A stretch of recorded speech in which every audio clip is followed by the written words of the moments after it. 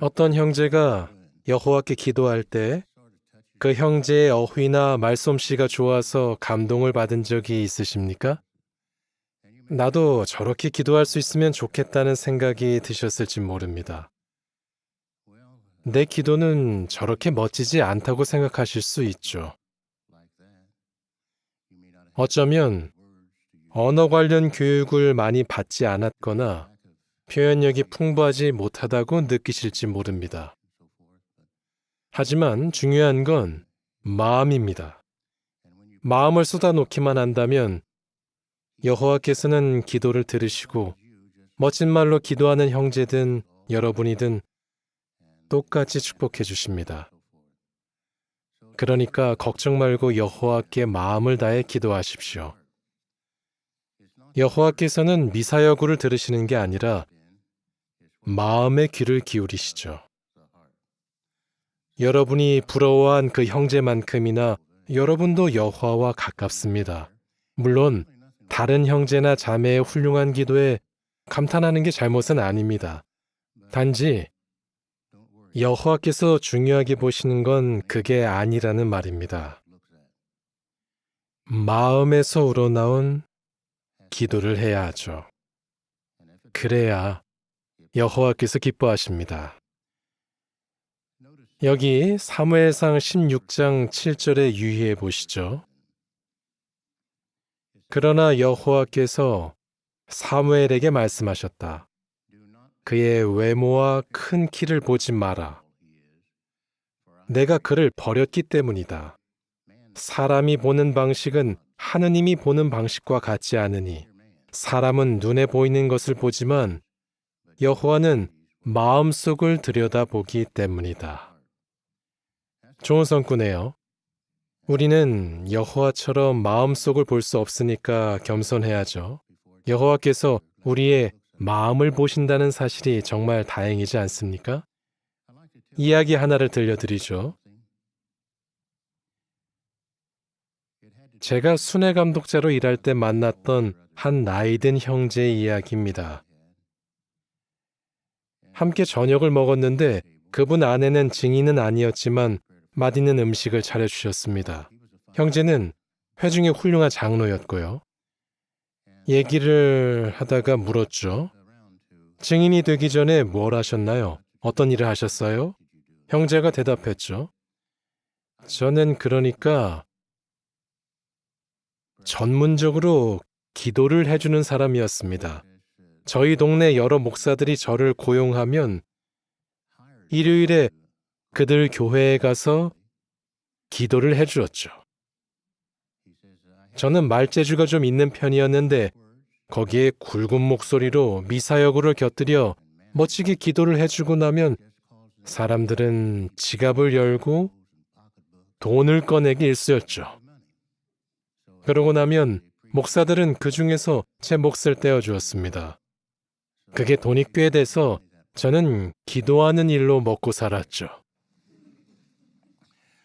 당연히 이 형제는 진리를 알고 나서 그런 일은 그만두었고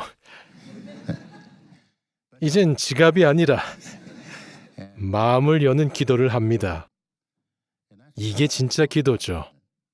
오늘의 성구는 여호와께 가까이 가는 것에 대해 다루는데요.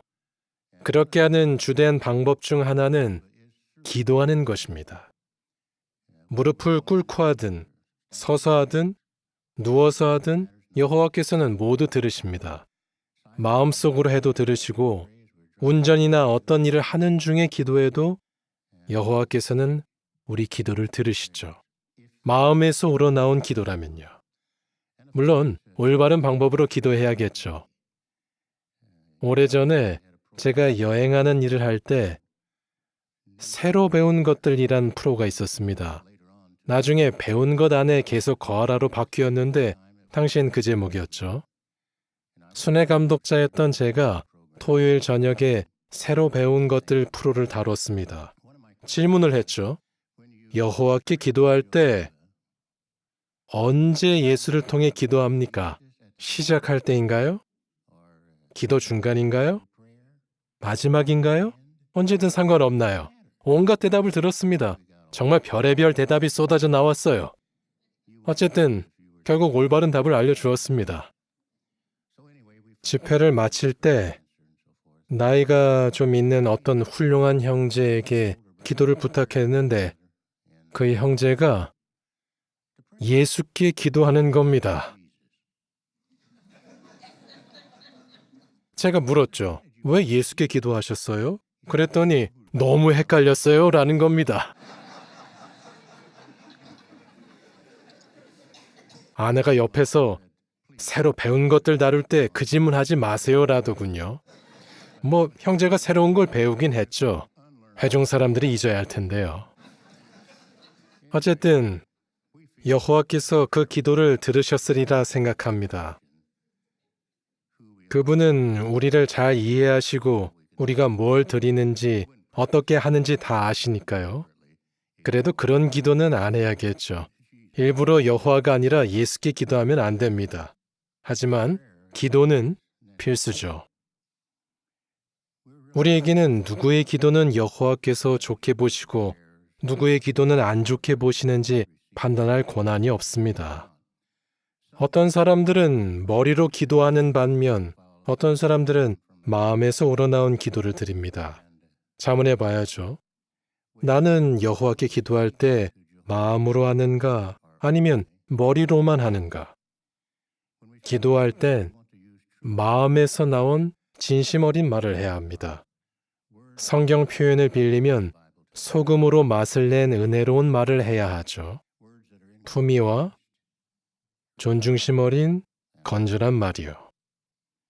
욥기 1장 21절에 욥이 마음에서 우러나와 드린 아주 짧은 기도가 있는데 여호와께서 들으셨고 언제나 욥에게 힘을 주셨습니다. 안 그러셨다면 욥은 더 심한 고통에 시달리지 않았겠어요? 욥은 이렇게 기도했습니다. 내가 벌거벗은 채로 어머니의 태에서 나왔으니 벌거벗은 채로 돌아갈 것입니다. 주신 분도 여호와이시요 가져가신 분도 여호와이시니 여호와의 이름이 계속 찬양받기를 바랍니다. 의미 있죠?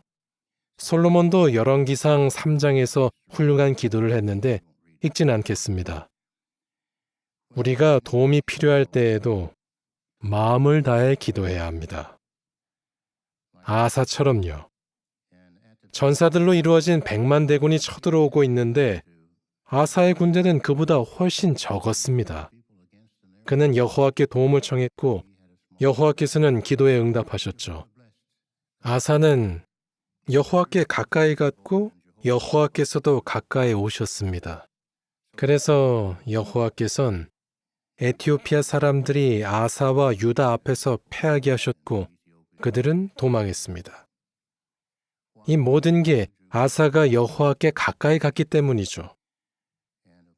우리 역시 여호와께 가까이 가길 원합니다. 여호와께 가까이 가는 또 다른 방법은 묵상하는 것입니다. 기도로 어떤 말을 할지 생각할 수 있죠. 양의 위장은 4부분으로 되어 있다고 합니다. 따라서 소화하는데 오래, 이틀 이상이 걸리기도 합니다. 우리가 배우는 내용도 소화하기 힘들 때가 있죠. 시간을 들여 묵상하며 소화시켜야 합니다. 계속 생각하고 생각하는 겁니다. 가끔 다른 사람에게도 물어볼 수 있죠. 이 점에 대해 어떻게 생각하세요? 무엇을 배우셨나요? 등등요. 도움이 됩니다. 기도와 묵상.